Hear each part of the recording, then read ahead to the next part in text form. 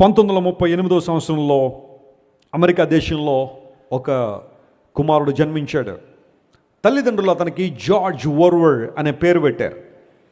బహుశా అతను పుట్టినప్పుడు ఇంత గొప్పగా దేవుని చేతిలో వాడబడతాడని చాలామంది అనుకోకపోవచ్చు. కానీ అతను యవన కాలంలోకి వచ్చిన తర్వాత దేవుని చేతిలో బలంగా వాడబడాలని నిర్ణయం తీసుకున్నాడు.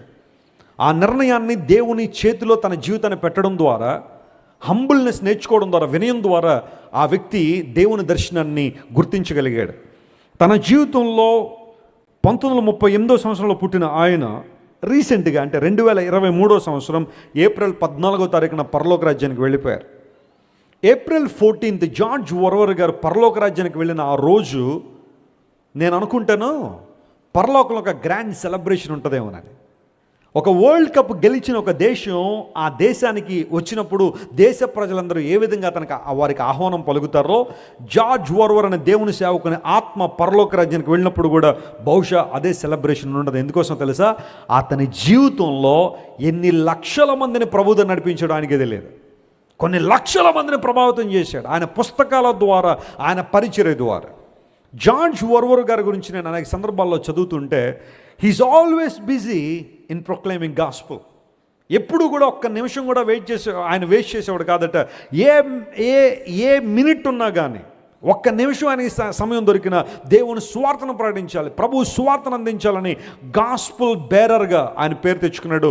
ఎక్కడికి వెళ్తే అక్కడ దేవుని సువార్తను ప్రకటించారు.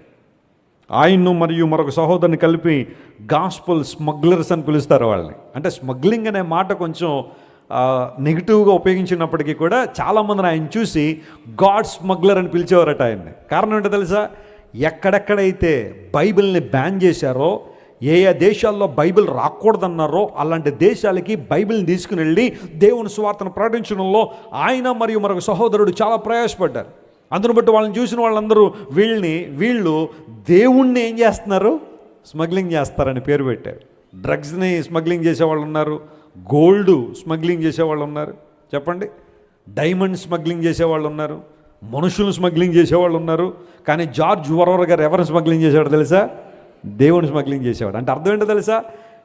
దేవుడు మా దేశంలోకి రావడానికి వీల్లేదో, యేసు ప్రభు మా జీవితంలో మా దేశంలో రావడానికి వీల్లేదని అనేక మంది ఎవరైతే ఆ బంధకాలు వేశారో ఆ దేశాలకు దేవుని సువార్తను పట్టుకెళ్ళి, బైబిల్ని పట్టుకెళ్ళి అనేక మందికి సువార్త ప్రకటించిన గొప్ప దైవజనుడు జార్జ్ ఓర్వెల్ గారు. ఆయన ఎంత దీనుడు అంటే ఆయన విమానంలో ప్రయాణం చేసినప్పుడు, రోడ్డు మీద నడిచినప్పుడు ఎవరైనా కనబడితే సువార్త చెప్పకుండా వదిలేవాడు కాదట. ఆయన ప్రభు సువార్త ప్రకటించాలి, దేవుని సత్యం ప్రకటించబడాలని. నేను అనుకుంటాను ఆయన జీవితంలో అనేక మందిని ప్రభువుతో నడిపించి బడా నమ్మకమైన మంచి దాసుడా ఆయన దేవుని చేత పిలువబడి ఉంటాడు. ఆయన పరలోక రాజ్యానికి వెళ్ళిన తర్వాత దేవుని బిడ్డలారా, దీన మనస్సు గలవారిని దేవుడు ఏం చేస్తున్నాడు? ఆయన వాడుకొనబోతున్నాడు, తన మహిమ కొరకు వాడుకుంటాడు. నేను ప్రకటిస్తున్నాను దేవుని సేవకునిగా, the more you humble yourself in the presence of God, God is going to use you mightily to save your family, to save your community. నీ కుటుంబాన్ని ప్రభావితం చేయడానికి, నీ చుట్టూ ఉన్న సమాజాన్ని ప్రభావితం చేయడానికి 2025 సంవత్సరంలో దేవుడు నేను చాలా బలంగా వాడుకొనబోతున్నాడు. ఎందుకోసం అంటే నువ్వు ఆయన చేతులకు సమస్తాన్ని అప్పగిస్తున్నావు కనుక గట్టిగా చప్పట్లు కొట్టి ప్రభువును మహిమపరచండి. ఈ సంవత్సరంలో దేవుని సువార్తను మరింత వేగంగా ప్రకటించగలిగే సంవత్సరంగా మనం దేవుని చేతిలో తగ్గించుకుని, ప్రభువా నన్ను వాడుకో, నన్ను వినియోగించిన ఆయన నీ సువార్త కొరకు నన్ను వినియోగించని దేవుడు మనకిచ్చిన సమయము, మనకిచ్చిన సామర్థ్యము, మనకిచ్చిన తలాంతులు ప్రభు చేతిలో మనం పెట్టగలిగితే ఈ సంవత్సరంలో దేవుడు బలంగా మనం వాడుకొనబోతున్నాడు. అద్భుతాలు మన ద్వారా దేవుడు చేయబోతున్నాడు. వీరి పక్షాన వీరి దేవుడు ఉన్నాడని అనేక మంది గుర్తించినట్లుగా స్పష్టమైన విధానంలో దేవుడు మన జీవితంలో మేలు చేయబోతున్నాడు. చెప్పండి, నేను ముగిస్తున్నాను వర్తమానాన్ని.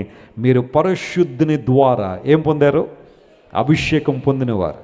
ఈ మాటనందరూ గుర్తుపెట్టుకోండి. ఈ సంవత్సరంలో ఈ పరిశుద్ధుడు ఎలాంటి వాడు అంటే కుళ్ళు పట్టని పరిశుద్ధుడు, రెండవది అధికారం కలిగిన పరిశుద్ధుడు, మూడవది దీనులను ఉద్ధరించగలిగే పరిశుద్ధుడు ఆయన.